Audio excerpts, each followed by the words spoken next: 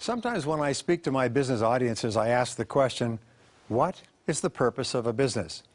And almost invariably people shout back, to make a profit, to make money, to make a lot of money, to get rich. Well, that's not quite correct.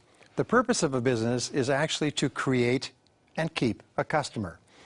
And if you look at a business, if you look inside it, you'll find that all successful businesses are focused on creating and keeping customers, marketing and sales, getting the customers, and then servicing the customers and holding on to them. A profit is the result of creating and keeping a customer in a cost-effective way.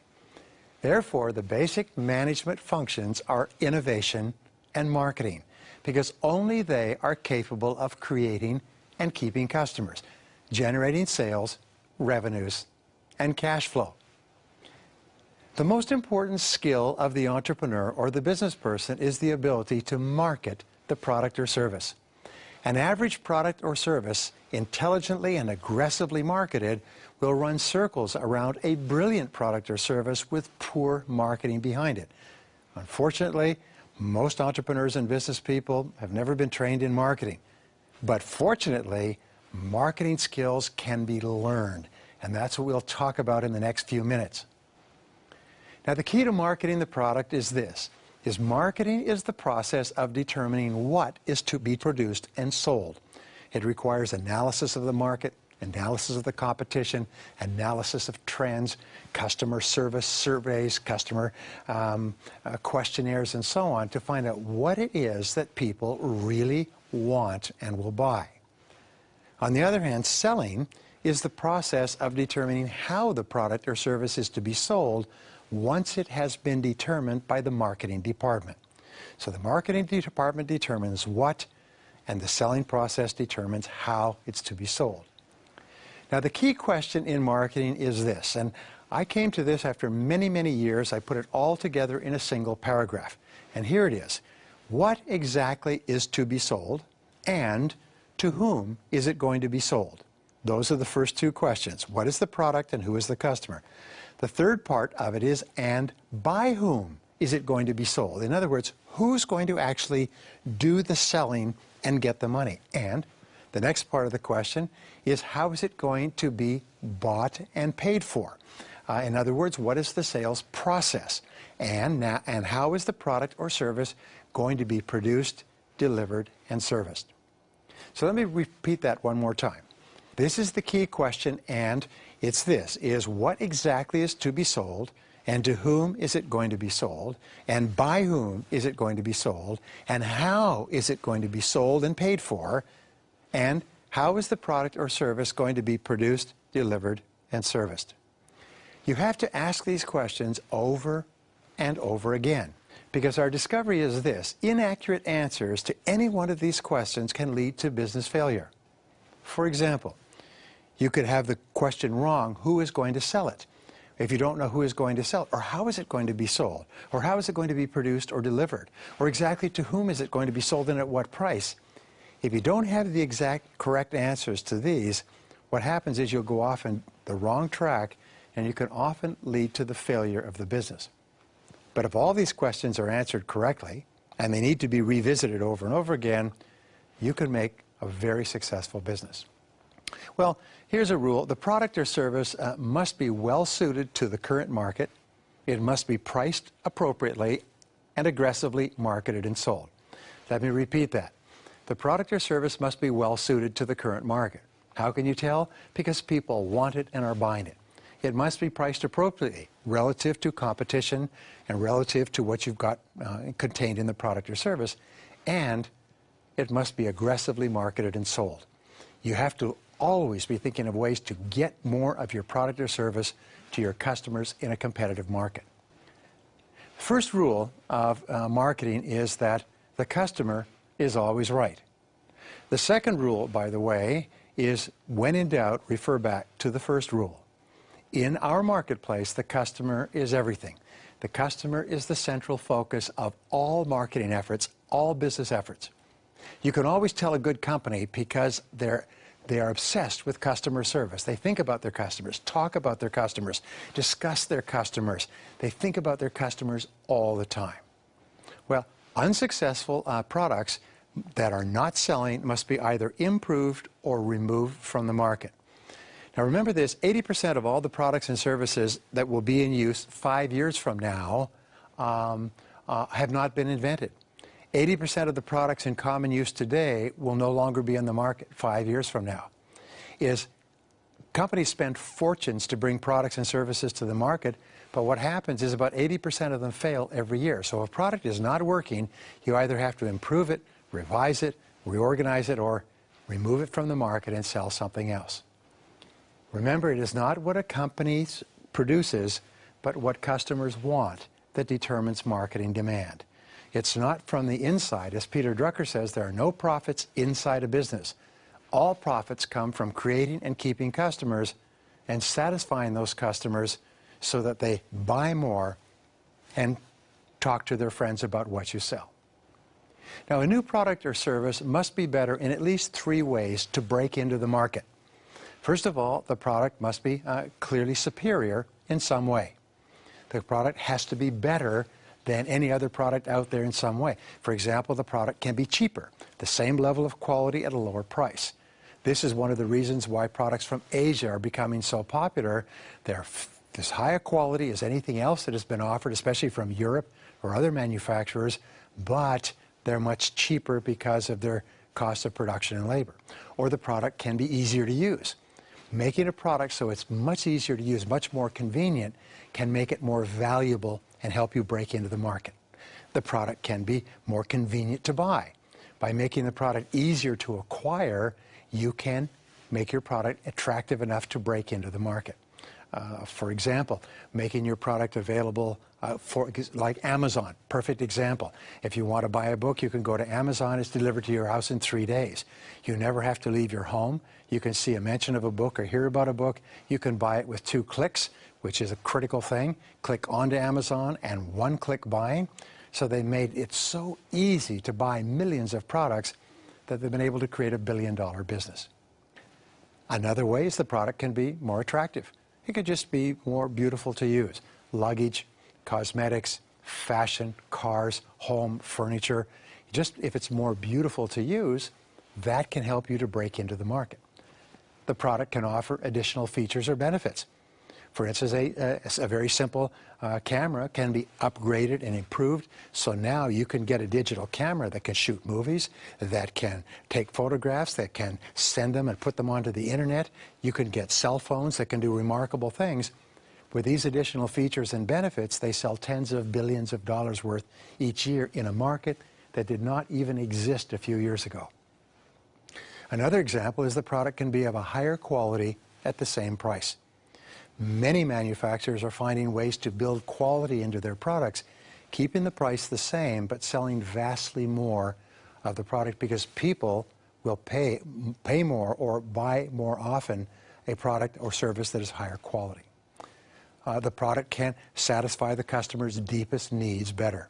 It can satisfy their emotional needs. So you have to look at all the different ways, and you must find at least 3 ways that your product or service is superior if you want to break into a competitive market. Now, there are 4 keys to strategic marketing. These have not changed in all of history, and you need to keep coming back to them over and over again. The first is specialization. In specialization, the company specializes in providing a clear benefit to a particular customer. Only huge companies can offer a lot of different products and services. But companies, small and medium-sized companies, have to specialize. They have to specialize so that when people think about your company, they think about your area of specialization. I'll give you an example. There are some restaurant chains that specialize in steak. When you think of their name, you think of steak. Some specialize in seafood. When you think of the name of that restaurant, you think about seafood. It doesn't mean that they don't offer other dishes, but they specialize in a particular highly popular dish. Now, there's several ways you can specialize. You can specialize in a particular market. For example, you can specialize in the California market. You can specialize in the homeowners market. You can specialize in the doctor's market. I had a very good client once that specialized in law offices. all they did was sell to law offices, and they eventually built the largest company in the country, a billion-dollar business, selling products and services just to law offices. Right? A second way that you can specialize is you can specialize providing a particular benefit. Many insurance companies do this. HMOs do this. It can be a medical service of some kind, but it's a specific benefit that you specialize in, and then that's all that you do. And you don't digress from your area of specialization. Sometimes your company can specialize in providing a particular service. For example, there are companies that do carpet cleaning, window cleaning, drape cleaning. They specialize just in that service, and they concentrate on getting better and better in a specific area. Some companies specialize in cleaning and detailing cars. Other companies specialize in interior renovations. But they don't try to be all things to all people. They specialize in a particular service. Another area that you can specialize in is in a particular technology. Microsoft, for example, specializes in personal computer technology. Intel specializes in chips, in technology. So you can specialize in a particular technology, and that determines your whole business. Sometimes the company can specialize in servicing a specific type of customer.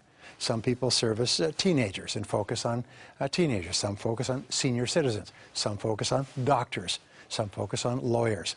So you can take a specific type of customer and specialize in that customer. And finally, you can specialize in a particular location or area. Many companies will decide to specialize just in a small community. They will focus just on becoming the very best known for their specialty in that particular location or area. What are your areas of specialization? How would your customers and colleagues describe you in terms of what area do you specialize in your business? Now, the second part of marketing, which is my favorite part, is differentiation. There's a book by Reese and Trout called Differentiate or Die. And what it basically says is that all marketing is differentiating yourself from your competitors. It is the key to success in business. It means you have to set yourself aside and apart in a special way from everyone else who competes with you in your business. We talk about this over and over again. It's called your competitive advantage. And the question is, what is your competitive advantage? What do you have in your business that makes your offerings superior to any of your competitors? What is your competitive advantage today? What will your competitive advantage be tomorrow, the way market trends are going? What should your competitive advantage be if you wanted to be the best in your business? What could your competitive advantage be if you were to upgrade the quality of your products or services? But the rule is, if you don't have competitive advantage, you've got to develop one. If you can't develop one and be superior to your competitors, you should abandon the market and get into the area where you can be excellent. And this brings us to the second part of differentiation, is your area of excellence. You have to be excellent, superior to your competition in one or more ways, and you must be crystal clear what they are. Everybody in your company must know what they are, and you must constantly strive to maintain your lead in that area of excellence. That is the key to selling more and to selling more at higher prices. And the final part of differentiation is called your unique selling proposition. This is the one feature or benefit or distinctive characteristic that makes your product or service clearly superior to your competitors. It's something that only you have, that no other competitor can offer, and customers are willing to buy and pay for that unique selling proposition. Question is, what is yours? What is your unique selling proposition? Now, the third part of marketing is called segmentation. Segmentation means focusing marketing and selling efforts on a specific type of customer. What kind of customer? Well, you identify the exact type of customer who can most benefit from the superior features of your product or service in your area of specialization. This becomes what is called your target market. These are the prospects that you focus all of your attention on. Identify the precise location of your ideal customers. Where are they? Geographically, where are they in businesses? Where are they economically? Where are they in their careers? Second of all, you identify the ideal method of sale to those customers. Sometimes you find that your ideal customers prefer to buy by the internet, prefer to buy by direct sales, prefer to buy by coming to your establishment, prefer to buy by catalog. Figure out the very best way of selling to them, and then identify the ideal marketing channel. What is the way that you advertise, promote, get the message out to that market segment? All sales success today depends upon segmenting your market, your target market clearly, and then focusing your marketing efforts on convincing them that in your area of specialization, your area of differentiation is of greatest concern to them and is the real reason why they should buy from you now. Now, the fourth part of marketing is concentration. First of all, specialize, then differentiate, then segment, and then concentrate. Focus all your time, attention, and money on those customers, your ideal best customers. Remember the 80-20 rule. 20% of your prospects will turn into 80% of your sales. 20% of your customers will buy 80% of your products. 20% of your customers will count for 80% of your profits. 20% of your customers will account for 80% of your referrals, and so on. Your job is to keep thinking who are or who could be your top 20% of prospects and customers. Once you've determined who they are, concentrate your best people and resources on selling your most profitable products and services to your best customers. One of the key questions in marketing today is, who are my most profitable customers? And how could you organize and reorganize your activities so you're selling more and more of your best products and services to your best and most profitable customers? All advertising and promotion must be focused and concentrated on the customers that can make the greatest contribution to your business. You know, they say there's two types of customers. They're the ones that know you, like you, have bought from you in the past, and will buy from you again if you ask them. And then there are those who have never heard of you before. And what is it that most companies do? Is they advertise and promote to customers who have never heard of them before, rather than concentrating on their very best potential customers of today and tomorrow.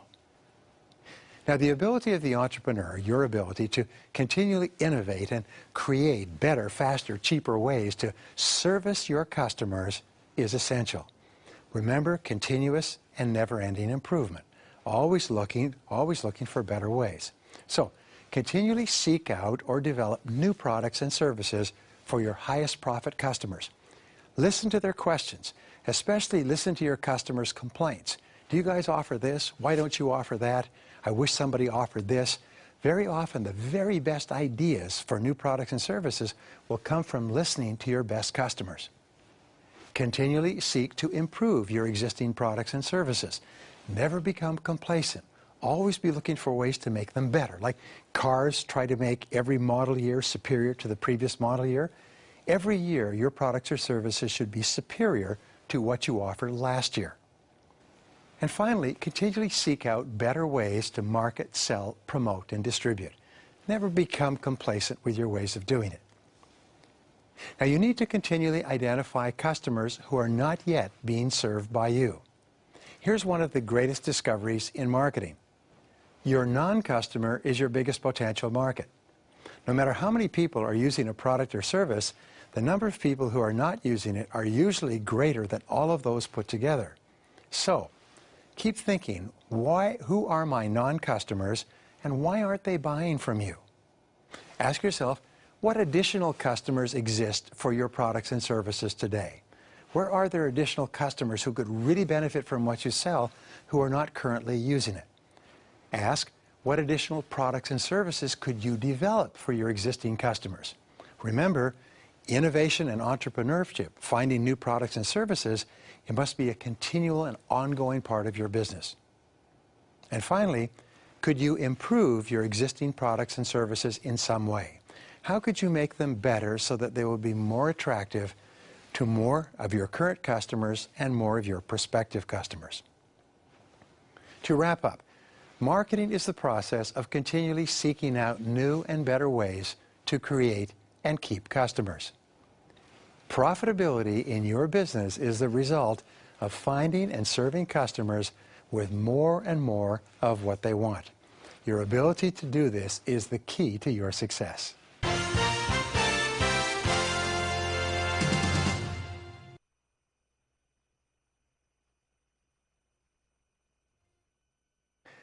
This is a very important lesson. Let's start off by saying the purpose of a business is to create a customer.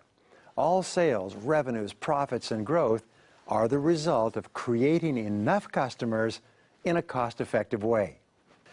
All marketing, advertising, and promotion of every kind is aimed at buying customers at a lower cost than the profits they generate when they buy from you. You are in the business of buying customers. Every bit of advertising and promotion you put out is an attempt to buy customers at a profit. Your goal is to acquire customers, to generate leads, and then convert those leads into customers who buy from you, buy again, and tell their friends. That's the central focus of your business. In its simplest terms, every business is in the business of customer acquisition. Your main goal, your central purpose, is to buy as many customers as you can, as fast as you can. Now, marketing and sales are different in a special way. Marketing includes the entire process of lead generation, starting from new product development and continuing through pricing, promotion, advertising, positioning, and packaging. The purpose of marketing ultimately is to make selling unnecessary. If your marketing efforts are good enough, customers will just walk in, dial up, or buy in some other way. Think of McDonald's, for example. People just walk in and buy. They don't have to be sold because all the marketing, the promotion has brought them in. But unfortunately, it seldom happens that people just walk in and buy. Ultimately, somebody has to sell them something. So selling is the process of converting sales leads or prospects into paying customers. You know, you may have a business where 1 out of 10 people who responds to your advertising buys. I worked with a large multinational corporation. For every 100 prospects, 4 of them actually bought. For 100 prospects who came into their business, only 4 bought. I showed them how to increase that from 4 to 5, and it added $100 million to their bottom line. It increased from 4 to 5, that's an increase of 25%. They were already a multi-billion-dollar company.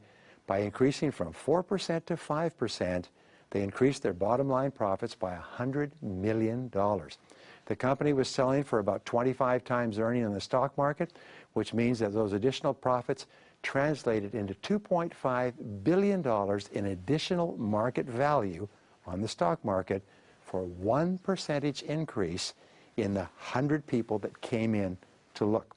So converting leads into customers is a really important business.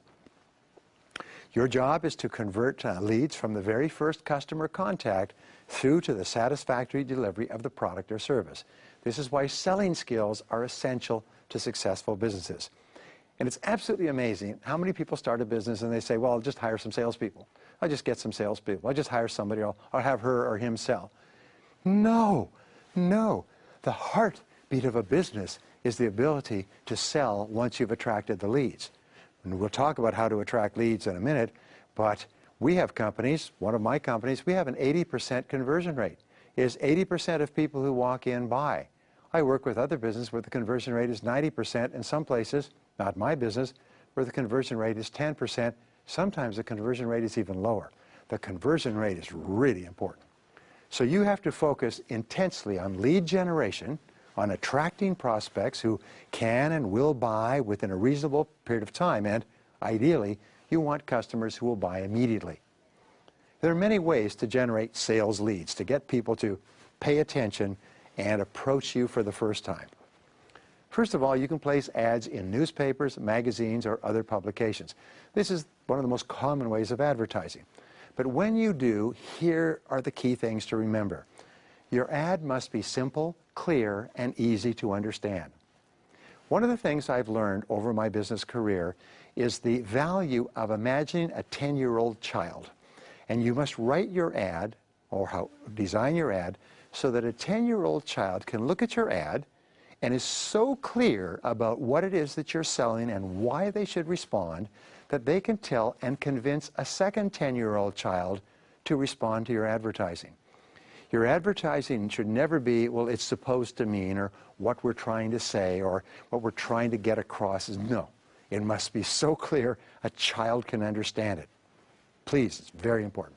So, the second part of your ad, your headline, should offer the most important benefit that your customer wants to enjoy already by buying your products.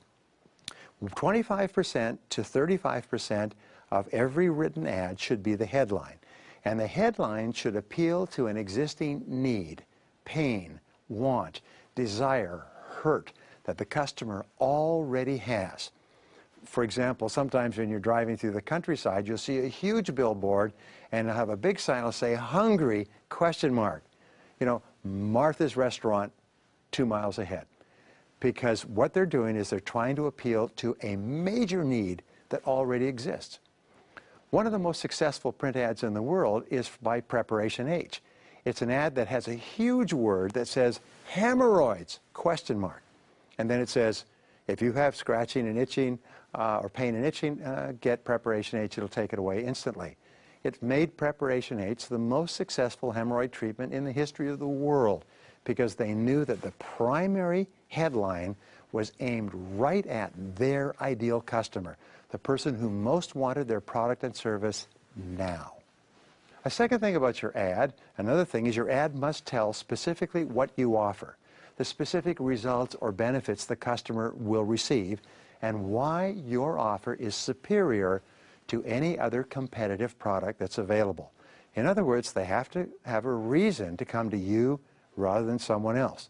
You don't want a sign that says, "Hungry." The person says, "Geez, I'm hungry," and then a whole bunch of other restaurants that they can go to. There's got to be a reason. Martha's Genuine Home Cooking, served piping hot. In other words, got to be a reason why people come to you. Finally, your ad must tell the customer exactly what action you want the reader to take immediately. In other words, you say, "Do this now, call now, come in, pick up the phone this minute, purchase it today." In other words, don't say, "Here's a wonderful product that's really neat," and just leave it like that. When you look at ads, by the way, you'll find 50, 60, 70% of ads, many of them designed by very expensive agencies, just lay there on the table. They give no reason to buy. They're just kind of statements like, "We sell nice cars." And that's basically all it is. But your ad has to pop. Your ad has to punch. And here's the only way that you can tell if your ad works. It causes immediate response. An advertisement that is good causes people to telephone or to dial up on the internet or to walk in the door immediately.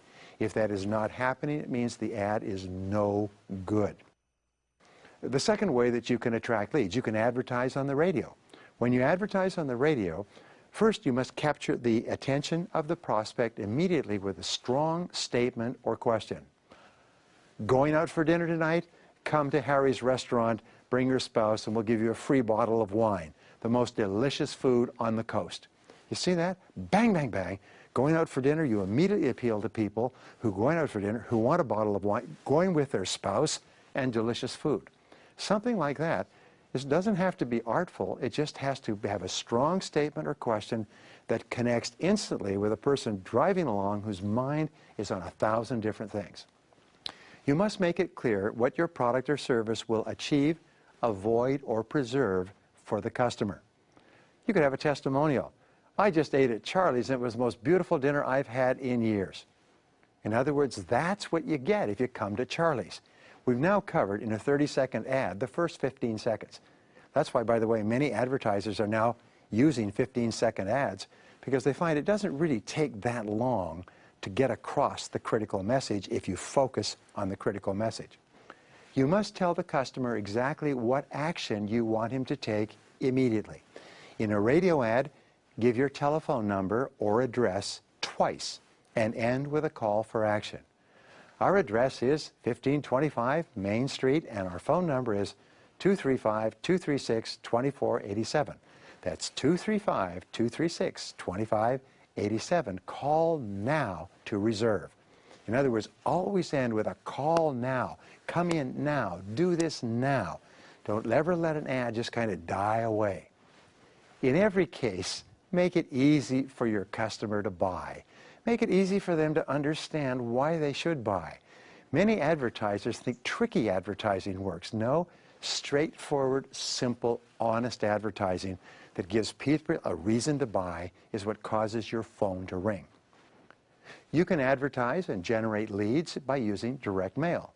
When you do, you must choose your mailing list carefully by clearly identifying the type of customer who will buy immediately.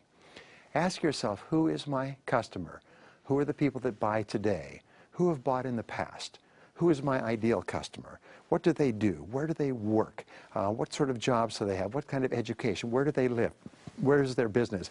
In other words, when you design your mailing list, you want to rifle in on exactly the kind of people who will read that and say, that's for me. I want that now. You must make your offer in a direct mailing clear, attractive, and desirable. Your letter or mailing should trigger the reaction, that's for me, I want that now. People should read it and say, honey, did you see what's in the mail? Now, I've said before, you should ask a child to make sure a child understands, but you should also ask women. Women are the very best people of assessing advertising. You show it to a woman before you send it out and you say, honey, would you respond to this? Susan, if you received this in the mail, would you respond to it? If they don't read it and light up, now they may be polite. If they don't light up, go back and rewrite it until someone says, I would respond to that. That is an interesting ad. I'm curious to know. If a woman doesn't like it and a child can't explain it, go back to the drawing boards. You must request in a direct mail advertisement that the reader take immediate action to enjoy a result or benefit. In other words, give them a reason. Call now, get 10% off. Call now, get a free gift. Call now while supplies are still available. Call now and let us get it out to you by the weekend. Always give a reason, a hooker, an exclamation point to get people to respond immediately. Now, in generating leads, you can use direct selling. Many companies depend solely on direct selling or direct selling in conjunction with other advertising. This is where you send out trained sales professionals to find prospects. We say to get customers from somewhere. If you're going to do this, your salespeople must be carefully selected for character, ability, and personality. We stop for a second. Character means that they're honest people. People will only buy from other people that they sense are honest. Ability means that they're skilled at selling, and personality means that they're nice people. Always send out people that you'd be happy to have dinner with or invite home for Sunday dinner with your family. Remember, the number one word to describe the best salespeople in every industry is he or she is a nice person. Now, your salespeople, if you're going to use salespeople, must be thoroughly trained in every step of your sales process. More than 70% of companies do no sales training at all. They do a little product training, and they think, well, that's the same, isn't it? No, it's not. Sales training is where people know how exactly what to say to get an appointment. They know exactly what to say to ask questions. They know exactly how to develop a customer and to learn what the customer needs. They're thoroughly trained in the face-to-face interaction process, not the product. An average company with an average product can sell $1 jillion worth if it has great salespeople. A super company with a super product can go broke if it doesn't have well-trained salespeople. Your salespeople must have clear sales goals for each week and each month. You sit down, agree, and give them a target. Remember, even the most motivated person can't hit a target that they can't see. Your salespeople must have clear activity goals. So in other words, you say, all right, this is your sales goal. You want to make this many sales. But in order to do that, if you're closing one person out of 5, then you'll have to speak to 5 people in order to get 1 sale. We expect you to get 1 sale per day, so that you must see 5 people per day in order to get 1 sale. So begin first thing in the morning and focus on seeing 5 people. These activity goals are prospecting, customer calls, presentations, closed sales for each day, for each week, for each month. If you have direct sales force, you must monitor and manage the activity of your salespeople on a regular basis. You can't just meet them once a week and say, how are things going? Every day, every day. When I've taken over companies that have sales forces, the very first thing I do is I have sales meetings every morning at 8 o'clock for 30 minutes where we talk about what we're going to do that day, and sales meetings every evening at 5 to 5:30 where we review what happened. Morning and night, morning and night, morning and night. And wham, do people ever get wired. You can use the internet to contact selected names, but you cannot legally send out spam emails anymore. So the best way to market via the internet is by creating what are called strategic alliances with companies that have large databases of names. Sometimes you can go to them and say, look, you have names of people that typically buy our product. Let's do a deal, and we will give you a percentage, a commission, a royalty, a profit share of everybody from your database who buys from us. We do this, by the way, on an average of once a week. We sell millions of dollars of products of our own and those of others by doing strategic alliances. They then sell our products on their list, on their internet site, onto their list. We sell their products to ours. Everybody benefits. You can send regular special offers to the names of customers and prospects on your own lists. One of the most important things you do when you start into business is you track everybody's address and email address and contact them once a week. And if you have a special, let them know. One of the best companies that I know, Nordstrom's, for example, has what is called a pre-sale special. They say, we have a special sale on these highly desirable products, and because you are our inner circle of customers, for 3 days you can come in before we put the products out to the public and take your pick. My wife loves these because they come to her on a regular basis with special offers for their customers. How could you do that for your own lists? Another way to do internet marketing is you can do affiliate marketing with other companies that sell different products, non-competing products, to the same kind of customers that you do. For example, we have more than 600 affiliates that we market with on the internet. These companies all have their own databases and their own customers, and they all sell non-competing products. So what we do is we say, if you send us a customer, we'll give you a commission. We'll give you a percentage of the profits. So you have 600 companies nationwide that are sending us customers as affiliates on a regular basis. And you can do this as well. Now, a sixth way that you can generate leads is you can do what are called postcard mailings. And this is a new way of mailing. It's a direct mail way that we find very effective. Oversized postcards, 5 by 8 inches in full color, will often trigger excellent response rates, even better than letters packed with information. Because often a direct mail letter, unfortunately, just gets thrown away unopened. But a postcard always gets looked at. People look at the postcard, especially if it's attractive. They flip it over, they look at the other side, and if it has an offer on there, they'll often just pick up the phone or respond. On every postcard, you have to offer a specific product or service, or even a free offer. But it has to be clear. A person has to glance at the photograph and know instantly, like a child, what you're selling.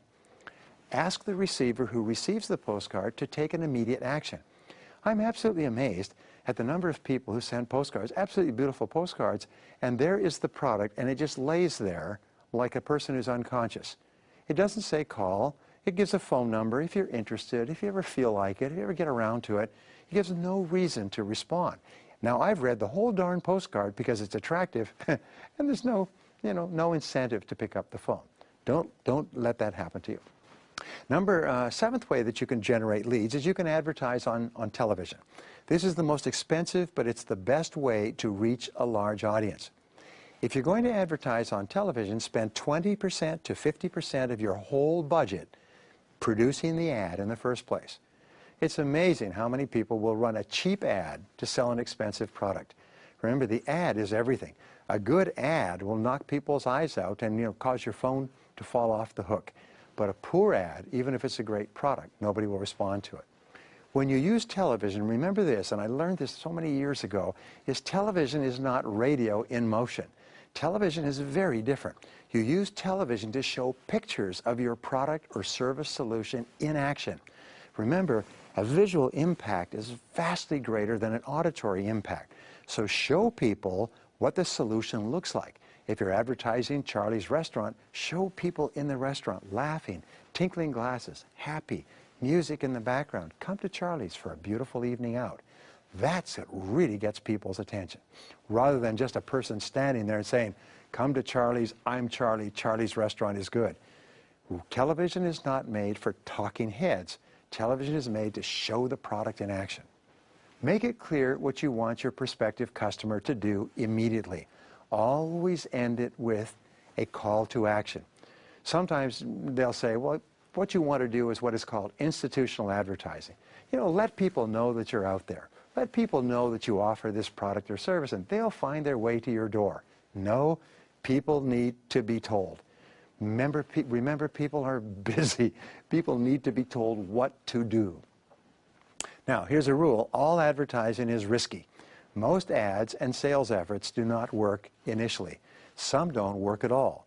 4 out of 5, 9 out of 10 advertising attempts that you make won't work. They won't draw. I've mentioned in an earlier session that we did an internet offer, and we got 130 people who responded. We pulled it back and said, well, there's something wrong here. We completely revised the ad, simplified the offer completely, made it benefit-oriented, and ran the same ad to the same people 7 days later and got 1,400 responses. We increased our response rate by 1,000% by simply changing the ad a little bit. You've heard it said that fully half of all advertising dollars are wasted, but the problem is nobody knows which half it is. Sometimes it's 80 or 90% of advertising dollars. So here's your rules with regard to getting customers. Advertising is an investment with an expected rate of return or profit as a result. Advertising is not an expense where you spend the money and go on with the rest of your life, like a punishment or a penalty.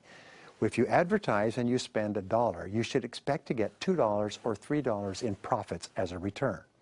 If you don't think that you're going to get a profit, then don't spend the money. Only spend money to generate profits.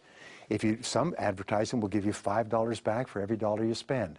Some advertising will give you nothing. But you must be very hard-minded with regard to an advertising expenditure.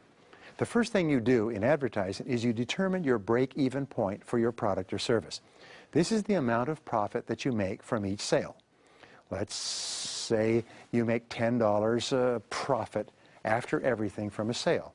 Well, you then divide this number into the cost of the advertising to determine how many sales you will have to make to earn a profit with this advertising. For example, let's say you make $10 profit per sale, and the advertisement you're looking at costs $1,000. Your break-even point would then be 100 units. You would divide $10 into 1,000 units. You'd have to sell 100 for this ad to pay off. You would only advertise in this form if you were confident that you could sell more than 100 units as a result of this advertising. Best is 200 units, so you make 100% profit on your advertising. 300, 400, 500 would be better. But if there's any doubt, you think, geez, there's no way we can sell 100 cars with this ad, or 100, whatever it is you sell, then don't advertise at all. If you are going to run an ad, only run it once. If it doesn't pay for itself, stop it immediately. The dumbest thing that we can do is run an ad that's not working. Do everything possible to reduce your risk in advertising and lead generation. Determine your break-even point in advance. How many sales will you have to get to justify the advertising? Test the advertising method on a small scale to find out if it works. If you're going to do direct mail, before you do 5,000 pieces, send out 100 pieces and see what happens. With newspapers or magazines, run one small ad and test the responses. Some years ago, by the way, we had an ad and we placed it in 6 magazines. We found and we tracked not only the number of responses, but the number of sales that we got from those responses. We found that one magazine outdrew all the others put together. So we canceled all our advertising in all the other publications and advertised in one. Our response rate was 500% for ads in this publication relative to the others. We dramatically lowered our cost of advertising without increasing or decreasing our response rate in our sales. With radio or television, you run the ad once or twice and measure the number of customers who call or visit. Remember, this is called direct response advertising. A person should see the ad and respond immediately. When advertisers sell you advertising, they'll say, oh, people will remember you and buy later. No, they won't, because the average person sees 4,000 advertisements a day of all kinds. If people don't respond immediately, they'll never think about you again. So you must be very, very hard-minded when it comes to advertising. Ask every customer or prospect who contacts you, how did you hear about us? And write it down. Write it down. We found in one of our businesses that 90% of our customers come one way. And of the other 9 different ways that we use to promote, counts for 10% of our customers. So what did we do? Is we beefed up the one way that attracts most of our customers and dramatically increased our business. You should know exactly. If someone were to say to you, where do you get your customers? You should say exactly to the percentage point and know exactly where they come from. The rules with regard to advertising are test, test, test, measure, measure, measure, and then test and measure again and again. Keep testing and measuring, because when you find a combination of advertising that generates leads and sales profitably every time, you can grow your sales and profitability without limit. If you can spend $1,000 and get $1,500 profit after the promotion from sales, that means you make $500 every time you advertise. Then you can spend $10,000 and make you $5,000. You can spend $50,000 and make $25,000. Once you have figured out a way to advertise, you can grow endlessly. But you have to test and measure over and over again to find the way. Once you've attracted a lead, an interested prospect, you must focus on converting that lead to a sale. Plan out every step of the sales process, every word from the first customer contact, live or on the phone. Have everyone learn and memorize your telephone or personal greeting and use it continually. For example, thank you for calling. How can I help you? Everybody says the same thing. Thank you for coming in. How can we help you? Some companies say, hello, it's a great day at ABC Company. How can I help you? And everybody says it every time they pick up the phone. Focus on the person. Focus on the relationship first. Don't talk about the product, talk about the person. For example, you can say, hi, where are you calling from? Oh, what's the weather like today in your city? Beautiful. Or, thank you for coming in. Did you have any trouble finding us? Always say something that connects with the person before you talk about the product. Focus on the needs of the prospect once you've built a bridge. Ask questions about what he wants and needs before making any attempt to sell. How can I help you? What is it that you're doing now? What is it that you're looking for? And so on. When you're clear about the customer's needs, show, tell, and teach the customer how and why your product is the best choice for him, all things considered. Be prepared to answer his questions on price, terms, features, and conditions. Make sure everybody knows how to conduct this process the same way over and over. Finally, be prepared to ask for a decision. Be prepared to close the sale at the end of the conversation. It's terrible to meet with a customer or have a customer walk in and walk away. So learn and practice several closing techniques. Ask for referrals and resales at every opportunity. Remember, the easiest customer to sell to, again, is a happy customer. The very best sources of referrals are satisfied customers. So now you've attracted the customer, you've sold the customer, now you have to get a repeat customer and a referral. Immediately after closing the sale and concluding the paperwork and payment, ask for referrals. For example, you could say, thank you for your order. By the way, would you happen to know anyone else who might need or want this as well? And just ask them, and they say, well, yeah, my brother, son, friend, uncle, a boss, and take out your pen and be ready to write down the prospect's name. Another great way to get referrals is to send a handwritten thank you note right after each sale. Thank you so much for buying from us. We'd love to see you. Please come and see us again. Always use a postage stamp to personalize a thank you note. Never put a thank you note through a machine. Always put a postage stamp. People will then feel that you've made a special effort to say thank you to them, and that goes a long way. Make a follow-up phone call to thank the new customer. Call up and say, just wanted to tell you, thank you for buying from us. Did you happen to have any questions that I may not have covered? Customers are overwhelmed when people take the time to call them back afterwards. To develop referrals, respond quickly to every customer question or problem. Speed is considered one of the most wonderful things that a company can do for a person. Remember, to get referrals, superb customer service is essential. If you want to get resales and referrals, the better you treat your customers, the more they'll buy from you. So make the customer experience, excellent customer service, your competitive advantage. Resolve from now on that you're going to get the reputation for giving the best customer service in your business. Resolve to take better care of your customers than anyone else. Now, there are specific things you can do to increase your sales and profitability. Here they are. Number one, you can increase the number of leads you get by continually testing different ways to advertise and promote. Number two, you can increase the percentage of leads that you convert into sales by using good sales skills and techniques. Number three, you can increase the size of each sale by upselling and cross-selling or bundling additional products and services with the basic sale so that each sale is larger and, of course, more profitable. Number four, you can take such good care of your customers that he or she buys more often, comes back to you more frequently rather than going somewhere else. Number five is you can give such excellent customer service that your customers send you a steady stream of new customers. They actually become what are called customer advocates. They want their friends to buy from you because of the way you treat them. Remember, the customer is the most important person in any business. Your job is to attract and keep and create as many customers as possible. You should spend 50 to 80% of your time generating new business until you have more sales than you can handle. Never forget, you're in the business of customer acquisition at a lower price than the profit each customer contributes. The more skillful you become at buying profitable customers, the more successful and profitable your business will be.